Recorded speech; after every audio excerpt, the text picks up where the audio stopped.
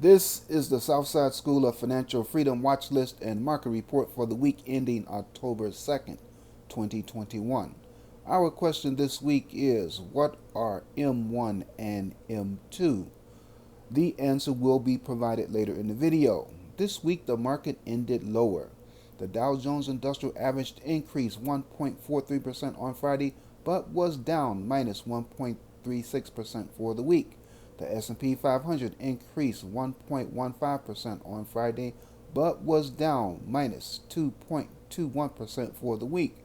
The Nasdaq increased 0.82% on Friday, but was down minus 3.82% for the week. Looking at the week, we can see that there were 6 up finishes versus 9 down finishes for the major indexes. On Monday, the Dow Jones Industrial Average finished up, while the S&P 500 and the Nasdaq finished down.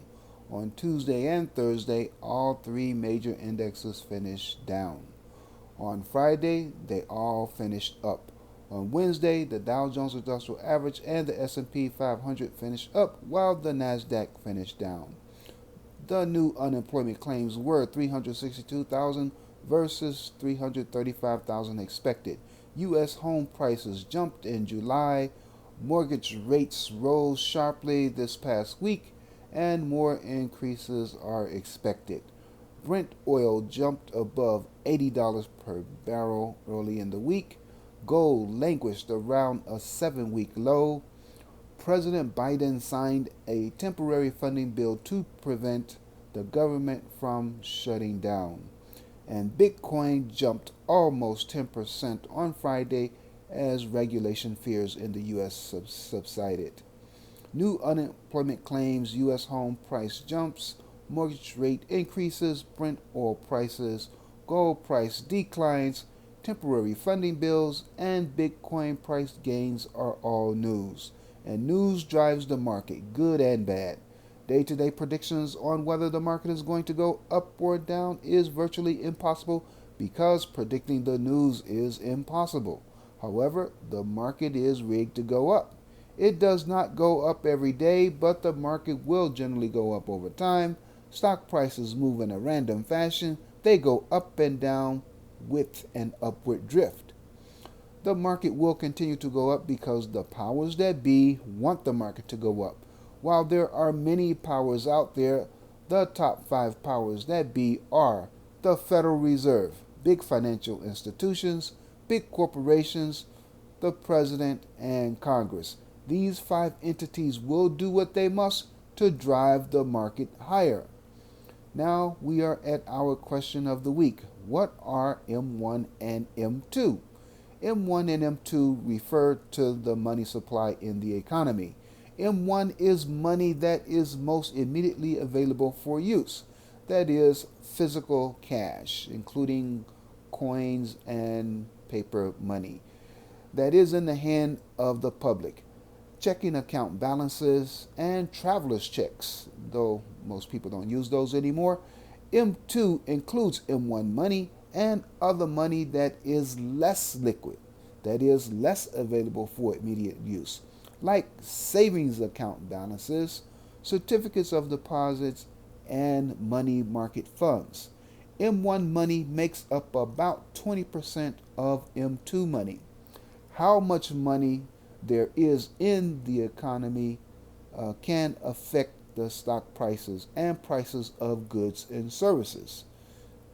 Do you have M1 and or M2 money? What do you do with your money? Is most of your money M1 or M2?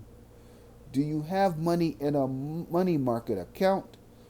Do you use any of your money market funds to invest in the stock market? Do you own any stocks at all? If not, why not? Is it because you do not understand anything about the stock market? Well, it was not taught to you in school. You are going to have to teach yourself if you ever want to learn how to get wealth and income through the stock market. You must RSI, read, save, and invest. Formal school taught you how to read, but society and the powers that be discourages you from reading, especially books. School taught you to be a worker. They did not teach you how to be an investor. And they taught you nothing about the financial system. You can learn how to be an investor if you simply start reading books about investing, books that you can borrow from the library or buy cheaply online. It is not difficult to learn how to be a passive investor, which is how most people should start. Check out this list of recommended books on the books page of the Southside website. These books and other books like them will not tell you which direction the market is going to go, but you can learn how to make money in the market no matter what the market does. I don't know which way the market is going to go, and I don't care. I trade the market as it is, not as it should be. I take what the market gives me, whether it's going up, down, or sideways. How do I do that? I apply the Southside strategy. You can learn more about the Southside trading strategy at SouthsideSchoolOfFinancialFreedom.com. Here is my trading watch list for the week ending October 2nd, 2021. I trade at least 3 of the stocks on the list every week.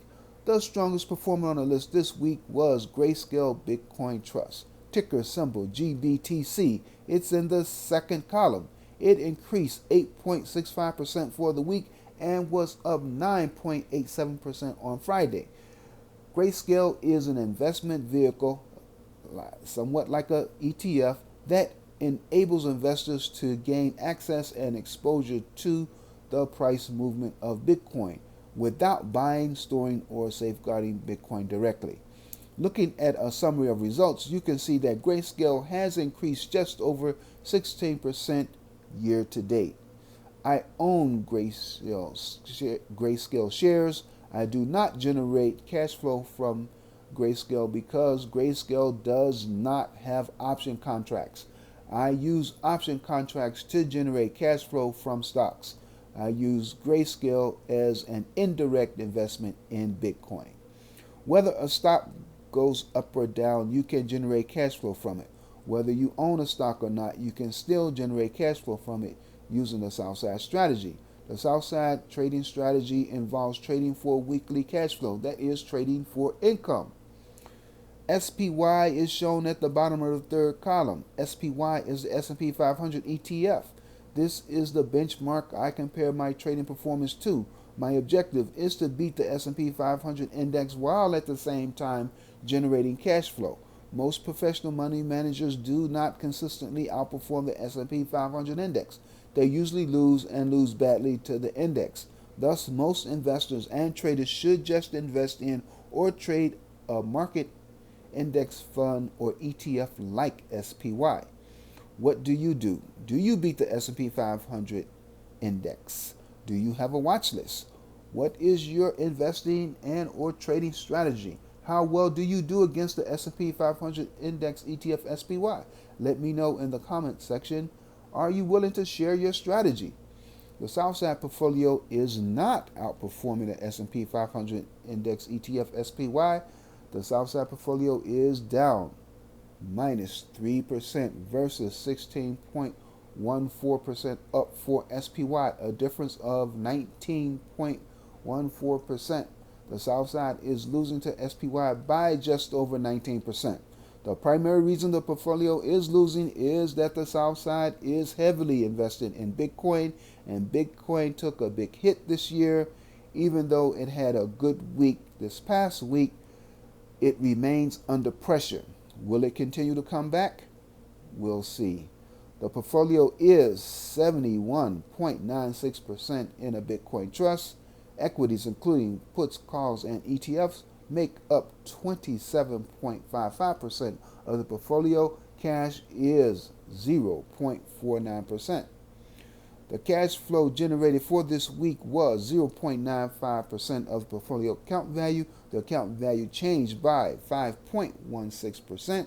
Meanwhile, the S&P 500 ETF SPY changed by minus 2.18%. I sold option contracts on 2 positions this week, 1 call and 1 put.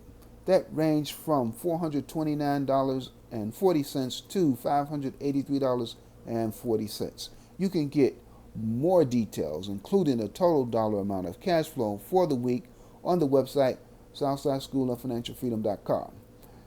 You can check out the past videos for other questions of the week. These questions and videos are listed in the description section. Please like, share, and subscribe.